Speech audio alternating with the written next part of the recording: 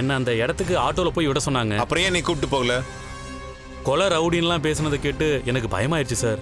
நான் புள்ளக்குட்டிக்காரன், எனக்கு எதாவது ஆயிடுச்சுன்னா என் குடும்பம் நடு ரோட்டில் நிற்கும் சார். அதனால தான் பாதியிலே விட்டு போயிட்டேன். எங்க நீங்க மட்டும் அவங்கள ஆட்டோல கரெக்ட் டைமுக்கு இறக்கியிருந்தா அவங்க சீக்கிரமாவே போய் 2 உயிரை காப்பாத்திருப்பாங்க.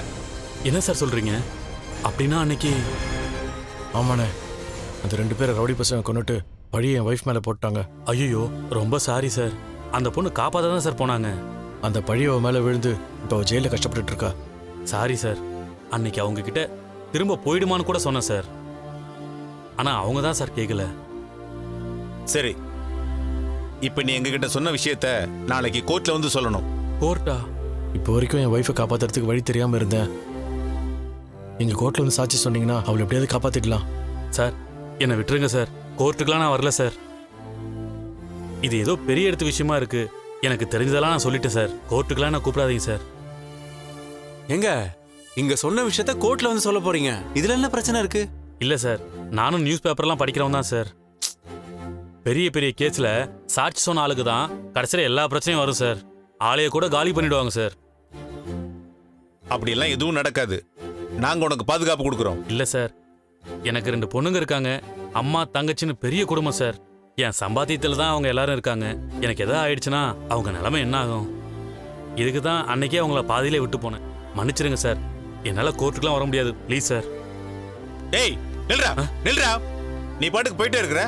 ஒழுங்கா உண்மையை சொல்றியா இல்ல வேற மாதிரி சொல்ல வைக்கவா? பாத்தீங்களா சார், உண்மையை சொல்ற நீங்களே என்னை இப்படி மிரட்டுறீங்க. அப்போ கொலை பண்ண ஆளுங்க என்னை சும்மா விட்டுருவாங்களா? என்னை விட்டுருங்க சார் ப்ளீஸ். அண்ணா என்ன ஒரு நிமிஷம்ண்ணே, சார் அப்படி கோபமாக பேசுனதுக்கு நான் சாரி கேட்டுக்கிறேன். உங்களுக்குலாம் எதுவும் ஆகாதுண்ணே, நாங்கள் பார்த்துக்குறோண்ணே. இல்லை சார், என்னை விட்டுருங்க ப்ளீஸ். அண்ணே ஒரு நிமிஷண்ணே, தயவு செஞ்சு நான் சொல்கிறது கொஞ்சம் கேளுங்கண்ணே. சரஸ்வதி ரொம்ப பாவம்ண்ணே. செய்யாத குற்றத்துக்காக அவள் ஜெயிலில் இருக்கானே. என் மேலே அவள் உயிரியே வச்சிருக்கா. எங்கள் குடும்பத்தில் ஒரு பிரச்சனையை என்னை வீட்டு விட்டு வெளியே அமிச்சப்போ கூட அவள் இதை பற்றியும் யோசிக்காம என்ன நம்பி வந்தா. அவள் இப்போ கர்ப்பமாக இருக்கா. இது எங்களுக்கு பிறக்க போகிற முதல் குழந்தை. அந்த குழந்தை மட்டும் ஜெயிலில் பிறந்துச்சுன்னா ஒரு கொலைகாரியோட குழந்தைன்னு அந்த குழந்தைக்கு பேர் வந்துடும். அப்படி ஒரு நிலைமை வந்துடக்கூடாதுன்னு நான் ரொம்ப போராடிக்கிட்டு இருக்கேன். ப்ளீஸ்ண்ணே, அவளை உங்கள் தங்கச்சியை நினச்சி உதவி பண்ணுங்கண்ணே. உங்களுக்கு புண்ணியமாக போவோம். சரிங்க சார், நான் வந்து சொல்கிறேன். ஏய் நிஜமா தான் சொல்றியா?